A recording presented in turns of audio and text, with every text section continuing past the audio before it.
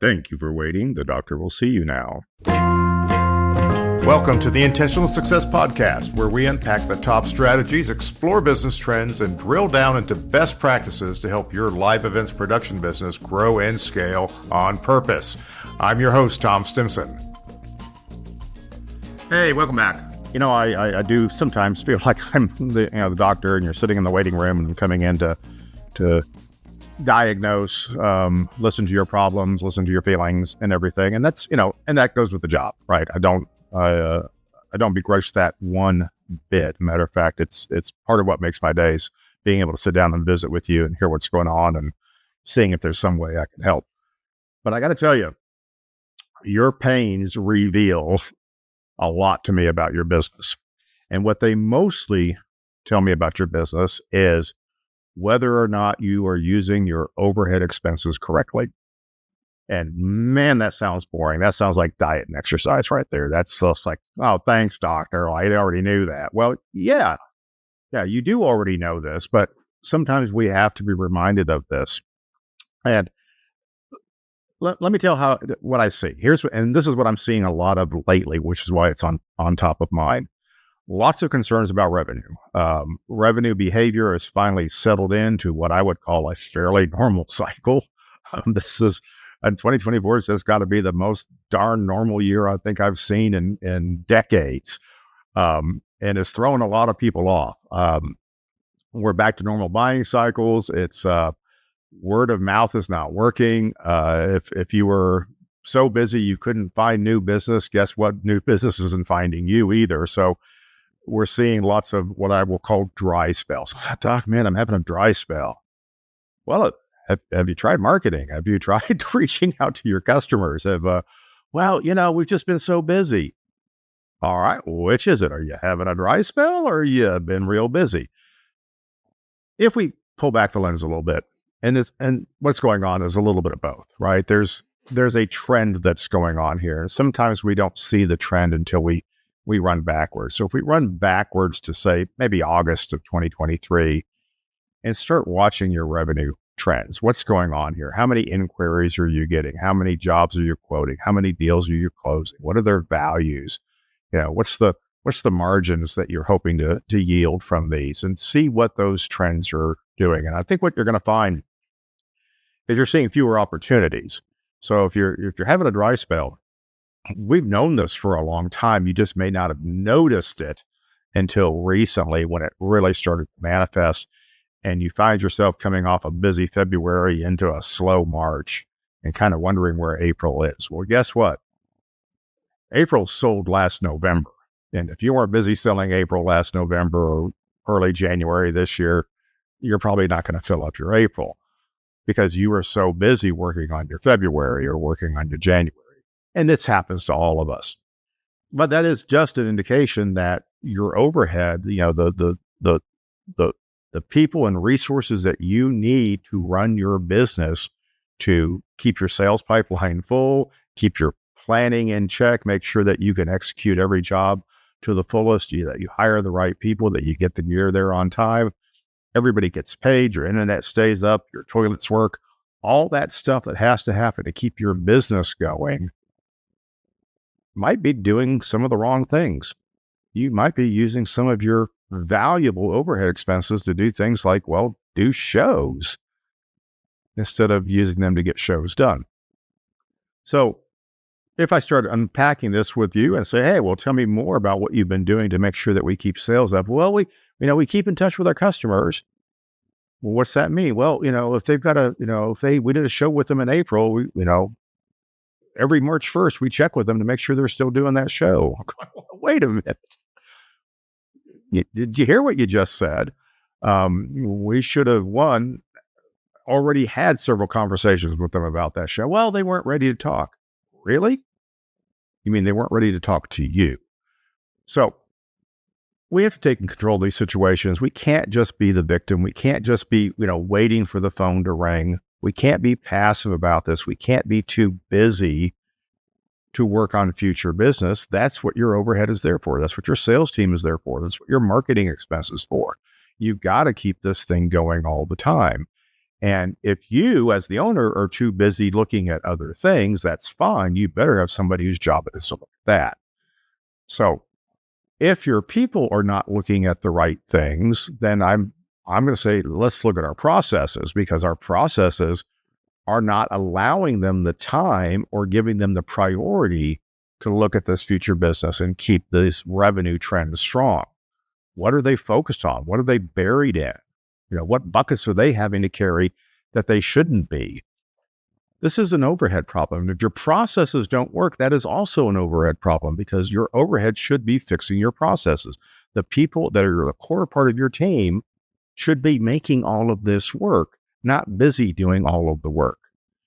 So if you feel behind on anything like selling or planning, writing new procedures, training, developing processes, blah, blah, blah, blah, take a look at what your core people are doing. If they're doing any deliverable work when these other things are causing you pain, right? Well, that just means that you're going through the drive-through instead of eating a salad like you're supposed to, right?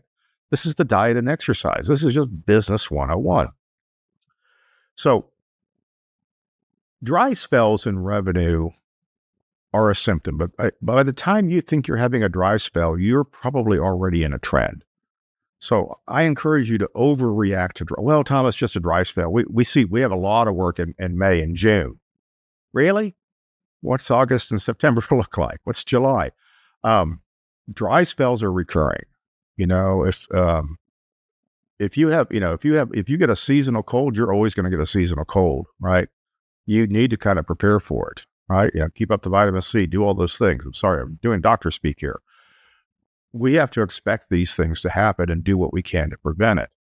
Otherwise, what you do is you go ahead and run your company based on the idea that you have dry spells, which is fine. It's okay to have a seasonal business. I've never figured out how to fix seasonality. I'm sure you haven't either. Have a seasonal business. It's not a dry spell. It's just normal. Oh, no, we're never more. But we're usually busy in March. Well, then that tells you something. Then this is a trend. Okay, this is not a dry spell. So go figure out how you started this trend and fix that trend and make it a permanent fix. All right. Now, there's other complaints that people come in. Dry spells are one thing. I got an itch. Great. Put some cream on it. Get that fixed. Last minute is a symptom. Man, all our jobs are so last minute. Well, wait a minute. Now, are you complaining because you're making all the money from these last minute jobs? Or are you complaining because you don't have more jobs that come in sooner? Well, we'd like to have more jobs come in sooner. Well, wouldn't we all? But if your jobs aren't coming in sooner, then you need to embrace the last minute jobs, because they're paying your bills, buddy. So quit complaining about last minute jobs. That just means something is working, right? How can we dial that up a little bit? Right? Now, here's the wonderful thing I love about last minute jobs is they're more valuable, right? They're worth more. What? Well, your job's in 2 weeks? Okay. Well, here's what we can do for you. Well, no, I can't do it for that in 2 weeks. If you'd called me 2 months ago, I could have gotten close to that number. Here's what it's going to cost to do that now. But let me tell you how to make this work better for you in the future. Let me show you the difference between being a transactional customer who calls me in an emergency and my client who I can help you around. I can keep you out of this problem. I love last minute. You've got a captive audience. They have to talk to you. Tell them how you can help. Tell them that it's going to hurt a little bit this time, but it's going to be easier next time because we're going to talk about it sooner. Teach them how to plan. Teach them what to prepare for, right? And very often you'll find that people with last minute jobs have the same last minute job over and over again. It's not a big deal to them. Why is it a big deal to you? I mean, it shouldn't be. Unless somebody's coming at you with the biggest job of your life 2 weeks out, which is an anomaly. It doesn't happen all the time, but people will come to you with what is a small job for you last minute. Great. A small job for you last minute is probably 90% gross profit. You might have a little variable cost there. It's probably geared to sitting on your shelf. Just run with it. Enjoy the heck out of it. But if it's bothering you, that means you have the wrong overhead, right? You should be tooled for last minute. You're already prepping shows, just prep another show. You got crew in the warehouse. You're already putting together a show book. Put together another show book. You got somebody working on it. If a last minute shows are difficult because they upset the apple cart and they make people, they have to change focus, they weren't focused on the right things. You have the wrong overhead. And typically what I'm going to find is, well, we weren't really busy, so all the operations crew is scheduled out doing shows. These guys are on the setup. This guy's running. He used to be an LD. He wanted to go out and run lights. Well, wait a minute. You just did this to yourself. You don't have last minute shows. You just made some really bad operational choices. So last minute, the symptom of last minute, I'm going to look at your overhead. What is your overhead doing? You have the wrong people. You got too much direct people, direct workers, show staff on overhead, which means that they're already tied up because it's last minute. And the people that you need to plan for the last minute job and procure it aren't available. That's a problem. I mean, for our industry, that's a problem. So let's solve last minute by making sure our overhead is doing the right thing, that it's always available. No one on your team should complain about last minute. It is their job.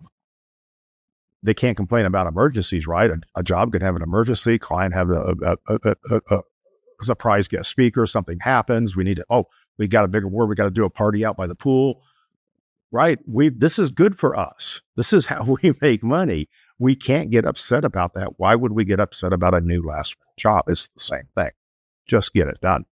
But you got to have the right people on the right seats doing the right thing. And they will have the capacity to take care of this because this is their job. Your job as a company, your overhead's job is to get shows done. If your overhead is tied up doing shows, okay, you're going to have revenue shortfalls. You're going to have those dry spells. You're going to get freaked out about last minute. You're going to complain about everything because you just made life hard. Right? Make sure that you've got the right people. And it's a small team. So lots of the complaints that I'm hearing right now are we're finally realizing that we may have the right people, but we have them doing the wrong things. Okay. Or we have the right head count, but we have the wrong skill sets. And I say this, and I say it earnestly and with full understanding that this does affect your business. Scalable companies can run with a lot fewer people, but they have to be twice as good at their jobs. And sometimes the person who's really good at that job doesn't want that job. And I know that's hard. Find the person who's really good at it who wants that job. And they're going to make it look easy. The whole business is going to run better. They're going to train people to work around them to make the whole thing work better. This works across all departments. The exercise that I often give to my clients when they're in this moment, when they're going, man, I need to cut back on some people, or I don't know what I need to do. Take a look at your next 90 days worth of business. Look at all the jobs that you have confirmed. Let's just assume that you're not going to sell much more. You're going to sell 10% more, normal uptick. What do you need for the next 90 days to do all of this work extremely well? Who's the talent that you actually have to have? It's 5 people. Who are the 5 people in your business that are going to make sure that this book of business gets pulled off? And if you could figure out who those 5 people are, maybe you're a bigger company. Maybe it's 10 people. Maybe it's 15 people. If you're doing less than $5 million a year, it's 5 people that are determining whether or not you're going to be a success. Figure out how those 5 people are and make sure that they are always working at their highest and best use, and you fill around them with the people who take care of the other things. Those people never want to run out of capacity because they're the ones that determine whether or not you're successful. So if they're doing anything that's below their value, okay, then you're wasting an asset. That's how to get to the right overhead. That's how to get to the right processes, because those are the people that you need to make your business a success. We just need to use them the right way. And then we need to find more people like them for every other role that we need to fill. So get the shows done. That's the business that you're in. Everything else is fluff. Fix your overhead. If you need help, you know where to find me. Thanks for listening. If you want to find out more about today's episode, go to trstimson.com/podcast, where you'll find the show notes, related links, and tons of other valuable resources. If you haven't already subscribed to the Intentional Success Podcast, please do so, and I'd greatly appreciate if you would rate and review the show. Also, if you think you might be a good fit to work together or want more information about the Stimson Group, I'd love to hear from you. Visit trstimson.com for more information.